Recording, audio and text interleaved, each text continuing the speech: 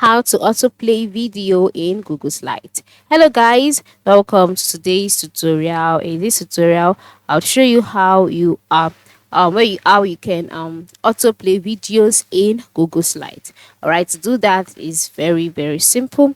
The first step is to log in into your account. Alright, open up your Google Slides, then go ahead and select the presentation that you would like to autoplay.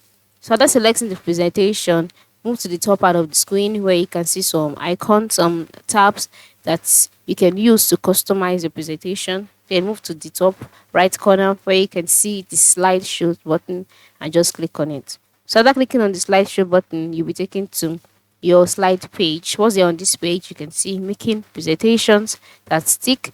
Then move to the bottom left corner where you can see your presenter menu. Click on the three dots that stands for the option menu, and in the options displayed you can see the option autoplay. So just select that, then select how many seconds do you want it to autoplay. You can just go ahead and set it. For me, I'll select okay, let's say every 2 seconds. Then just go ahead and click on play, and then you see it autoplay itself, as you can see on my screen. So this is how you can autoplay a slide on Google Slides presentation. Thank you for watching and have a good day.